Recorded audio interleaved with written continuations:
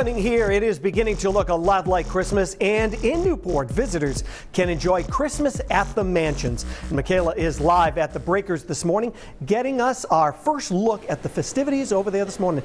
Good morning, Michaela. Hey, good morning. You know what? It may not be December yet, but we're already well into Christmas mode here at the Breakers in Newport. It's just one of the mansions that you can see throughout this holiday season. Trudy Cox is going to tell us a little bit more of what we can see and what you're going to see throughout this week ahead. Trudy, good morning. Well, as you can see, the poinsettia tree is probably the stunning aspect of the Breakers this week, all through the Christmas season. You can go to the Elms, you can go to Marble House. All three houses are decorated in magnificent form. There are gingerbread houses at all of the houses, so you can see them too. They were created by chefs from the region, so they are really magnificent, and there's a lot to do. And they know what they're doing. I mean, these are not the gingerbread houses that you throw together with the gumdrops at home and that fall apart an hour later. These are really works of art. That's right. The one of the Breakers looks really almost just like the Breakers, and it's very large. So these tremendous chefs and artists spent a lot of time getting ready to put their designs on display here at the Preservation Society. Obviously, all the mansions are decked out for the holidays. We're going to give you some decorating tips throughout the week. But in addition to that, there are some great exhibitions that are going on. We have a phenomenal exhibition underway right now that is the design of Pierre Cardin, the very famous fashion designer whose design going back for 70 years is on display at Rosecliff, and it will be. We're just announcing this today. We're going to extend the show to the latter part of February so that people who, if they missed it over the summer months, they'll have 2 more months to see it, and it has had rave reviews. Anybody who knows Pierre Cardin's design really can appreciate his style. And we're going to dive deeper into that too throughout the week as well. Things kind of kicked off on Saturday night already here, so there are plenty of opportunities. Well, Saturday nights at the Breakers, I think, are the most special because you get to see the building at night, which is very unusual. We don't open it up at night very often. There is eggnog, there are cookies. There is a train set up on the second floor with some wonderful train volunteers who help make the trains run.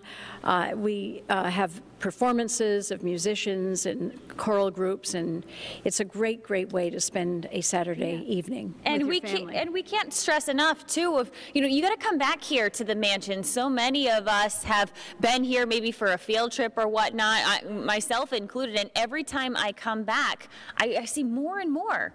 Well, the Breakers is probably one of the greatest houses in America, and you can never take it in on one trip. You have to come back on many occasions because of the unbelievable decoration of the house itself. Never mind the Christmas decorations. There is so much carving. There is such a variety of marbles on display, whatever you are looking for. And so I would encourage everybody to come and visit. I will second that because you never see it all in just one trip. Get here a couple times throughout the season. We'll be live here at the Breakers all morning long and all week long too, so stick around. Over the weekend, once the turkey was put away, you may have been busy decking the halls. But when it comes to holiday decor, there's nowhere quite like Christmas at the Mansions. Michaela is there live this morning at the Breakers, getting a look at the beautiful decor there for the season. Hey, Michaela. Hey, once again, and you're right, there is plenty of decor all throughout the mansions throughout the holiday season, and to that we have to thank Jim because he's done this for how many years now? About 10, I think. Yeah, so he's got it down, and he actually has some helpful tips for you. So let's set the scene here. If you're someone who maybe doesn't have a lot of space outside, or you just don't want to deal with the hassle of putting up the lights, you have some solutions. I do. You know, like this last weekend, it was so beautiful. I went outside and I emptied all my old flower pots from their summer flowers and everything. And this is generally what I do after I empty my summer flower pots. I do something called a Dutch bulb lasagna planting. And then I Not to be eaten, let's put it that, Dutch bulbs are toxic, it's just a title. But then I plant them out with Dutch bulbs and then I decorate them for Christmas. I'm going to show you how I do that. Okay, yeah, so take us through the steps. This is really, really impressive. I want to do this at home. Well, first of all, this is a frost-free pot. It won't crack, it's resin. It has a good drainage hole, which is very important because bulbs don't like to be sitting in water. So the first thing I do is put in a couple inches of gravel at the bottom for drainage, cover it with landscape fabric, which is very useful. And then I just start layering in my bulbs. In this pot, I have daffodils in the bottom, 8 inches down.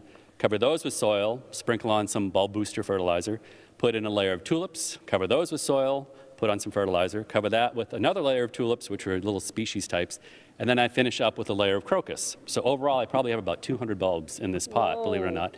And these are going to bloom in succession from the end of March through late April, early May. What a great idea. So as some, start to take to the end of their life, that next bulb is up and running. As a rule of thumb, you put the big bulbs on the bottom and the smaller bulbs on the top. The smaller bulbs bloom first, and as they fade, the larger ones come on and hide them. So it always looks good. So it's going to look great in a couple months, but until it does, you can still make it look good. Well, in the meantime, this needs to sit outside and chill, literally and figuratively. So the roots grow in. And so while this is looking bare, why not turn it into something? So that's what I've done on the left. These are all Dutch bulb lasagna pots, but decorated for Christmas. And what have you used?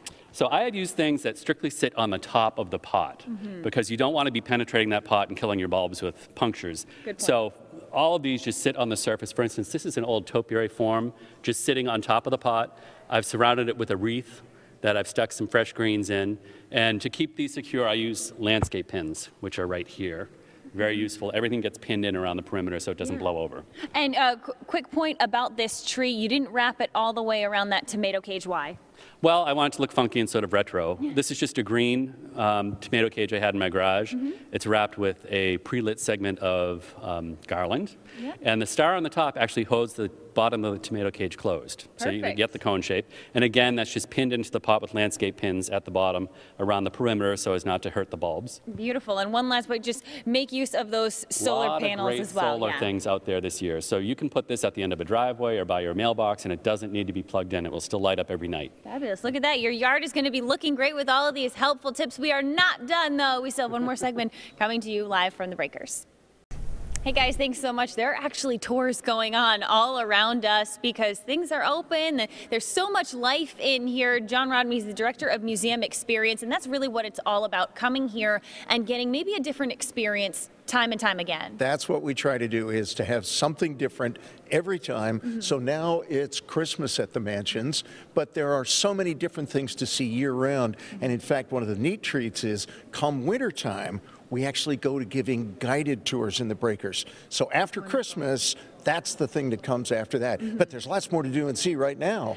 Including this tour called Beneath the Breakers, which you really get a sense of the inner workings that powered this giant mansion. Well, Beneath the Breakers is actually the tour of the underground tunnel you always knew was there, but never got a chance to see. But we actually restored the boiler room because the original Breakers burned. When they built the new building, they wanted the boiler room all the way out front. And so that's where it was built. And that boiler room took $1 million to restore. Wow. But it's a really important, really precious architectural feature of this building. And the Historical Commission here in Rhode Island actually asked us to invest in that. And so we've turned it into a fabulous tour. It is awesome. From there, from the boiler room, then you'll start making your way down a long hallway. Down the tunnel. And that tunnel runs about 300 feet from the very front of the property right under the main entrance. So when you walk through there, you get to see that tunnel that carried the heating pipes. So you actually had boilers out front, and the heating system was under our feet. And in addition to that, as you move your way along, we're seeing a lot of history, a lot of old pieces, maybe some machinery, things like that along the way. Well, this is the era when this building is being built, when the elevator comes of age, when the modern bathroom comes of age. Oh, yeah. And there's a lot to the modern bathroom. What you and I take very much for granted was actually invented for the likes of the Vanderbilts. Wow. And so our tour is all about the technology that was for the uber rich when it was created, and now it's for all of us. Yeah, and then going beyond that, like you said, the advancements of technology. I mean, obviously, this house isn't running the way that it used to be, so we're going to see some new things down there. Well, actually, one of the most important new things is a geothermal heating and cooling system, because this building needs to be maintained at constant humidity and constant temperature, or nearly constant temperature, year-round. It's over 100 years old now, and so this building is actually becoming rather fragile. But we're going to use the heating ducts that Richard Morse Hunt originally created for the now century-and-a-quarter-old original heating system. Wow. But we're getting rid of all the heating oil. It's all going to be geothermal. You're definitely going to want to go check out that tour because there's plenty more details that you'll find out along the way. In addition to that, you said that there's something new happening to the mansions as well, a new exhibition. Well, the great thing is that the Pierre Cardin exhibition is being extended, but after that, coming in late March, we are going to have a brand new exhibition called Bohemian Beauty, and that's going to run all summer, and it's at the galleries at Rosecliff. And we'll give you a peek of that too throughout the week. Like we said, we may be done for today, but there's plenty more as we go live from the Breakers all week long. Guys?